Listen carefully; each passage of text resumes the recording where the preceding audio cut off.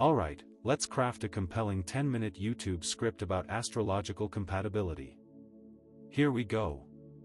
Ever felt like you've known someone forever, instantly clicking on a deep level?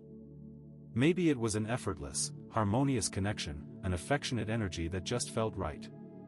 But how do you truly understand those connections, those cosmic sparks? Today, we're diving deep into astrological synastry, the art of comparing birth charts to unlock the secrets of your relationships. This is about more than just your sun signs, it's about understanding challenges, house placements, and every single detail that makes a relationship work. First, let's look at what those basic building blocks of synastry actually mean. You see, the moon represents your emotional needs and how you nurture others. Venus symbolizes love, attraction, and how you express affection. When you compare your charts, certain angles or aspects between the planets start to appear. A 120-degree angle, or a trine, indicates ease and natural compatibility. Imagine that, a comfortable and supportive bond where emotional expression is easier and conflicts are less frequent. That's a lasting, nurturing connection, right? Understanding the basic meaning is the start. But wait, there's a catch. It's never quite that simple, is it? Now here's where it gets interesting. Every relationship has potential pitfalls. Think about this. Have you ever found yourself in a relationship plagued by conflict avoidance, where you're tiptoeing around issues? Or perhaps the relationship turned to over-idealization, where you see each other through rose-colored glasses and ignore red flags? Maybe you've experienced a loss of individuality, where you completely merge and lose sight of who you are outside the relationship? Or perhaps the dreaded, chill vibe trap, where you both become complacent and the passion fades. Sound familiar? These are all patterns that show up in synastry when you know what to look for. So, how can you understand these patterns? Let's look at the main aspects of synastry. Consider this: fire signs often ignite passionate connections. Think Aries and Sagittarius, sparking a fiery dynamic. Water signs, like Cancer and Scorpio, create deep emotional bonds. Picture a Cancer and Pisces, wrapped in a comforting, supportive embrace. Earth signs, like Taurus and Virgo, create stable and practical relationships. Picture a Capricorn and Taurus, a bedrock of trust and reliability. And air signs, like Gemini and Libra, create intellectual and communicative partnerships. Think of Aquarius and Gemini, constantly stimulating each other mentally. Which category does your partnership fall into? Let's look at some additional insights. Deep sense of home and belonging emerges when the moon is in a favorable aspect with the other person's fourth house. Heightened attraction and partnership potential are often observed with Venus-Mars contacts. Playful connections and shared enjoyment of life are often the result of favorable aspects between Sun and Jupiter.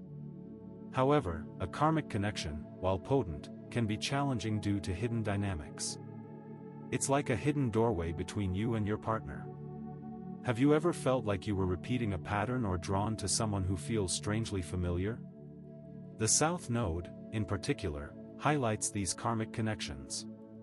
But what happens when those planets don't align so easily? But wait, there's more.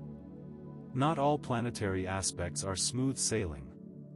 A square to the moon or Venus generates friction, like a constant push and pull. An opposition brings imbalances to the forefront. One person might feel they're giving more than they're getting. A quincunx introduces adjustment and compromise, like needing to find a middle ground. So, how do we navigate these tougher aspects? The answer lies in awareness and communication. Now, some planetary aspects enhance relationships.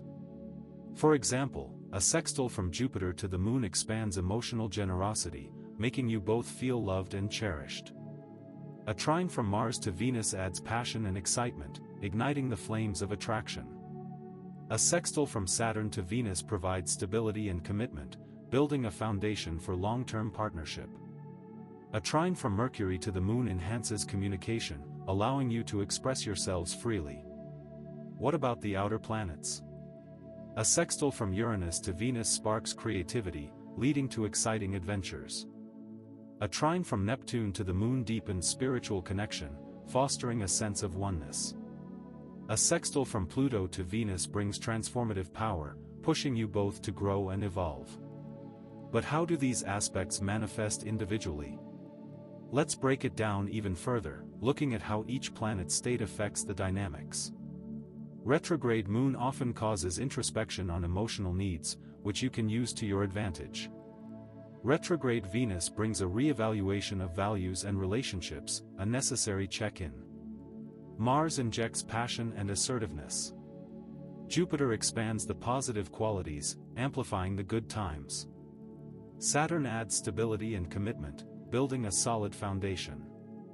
Uranus brings unexpected changes and excitement. Neptune infuses the trine with romance and idealism, even though those can be misleading. Pluto brings intensity and transformation. Now let's shift from individual planets to the houses that are important to the relationship. The ascendant presents a harmonious image. The descendant shows that the partnership is essential for personal growth. The IC means the home environment is loving and nurturing. The MC shows that the relationship contributes to the couple's public success. Okay, so with all this information, how do we put it into action? I'd love to hear some real-world examples in the comments below. Do you have experiences that seem to align with these readings? Here are some simple tips to improve your synastry: communicate your needs and set boundaries. Make sure you know what you want and how to get it. Explore intimacy and depth.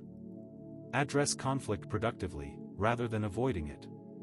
Encourage independence and a life outside of the relationship.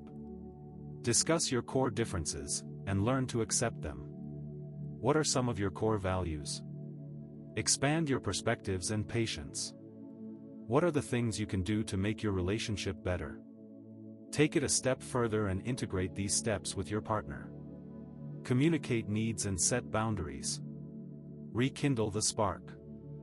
Balance idealism with practicality. Encourage independence. Open up to greater vulnerabilities. So, how does all of this help you? Let's see how our synastry tools fit in. I know all of this can be overwhelming. The tools of synastry are incredibly powerful. The best tools are modern and accurate, customizable, using chart patterns to identify relationship trends, and special features like house overlays. Now, before we wrap up, I want to address a viewer comment. This all sounds complicated, Sarah said. Is it really worth the effort? Absolutely, Sarah.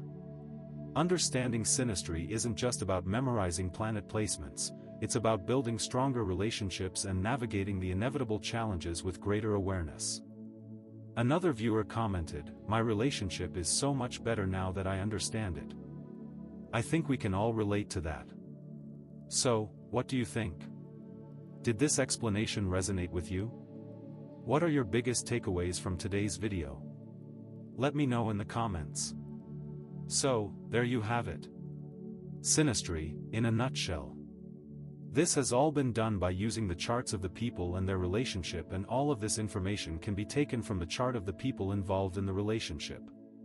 If you found this video helpful, give it a thumbs up and subscribe for more in-depth astrology insights. And hey, if you want to dive even deeper into your own relationship's cosmic blueprint, consider checking out the synastry tools I use and recommend in the description. I also have a community here that is eager to help you with your synastry questions. We have several helpful videos and a team of people in the comments, ready to help you. Thanks for watching, and I'll see you in the next video.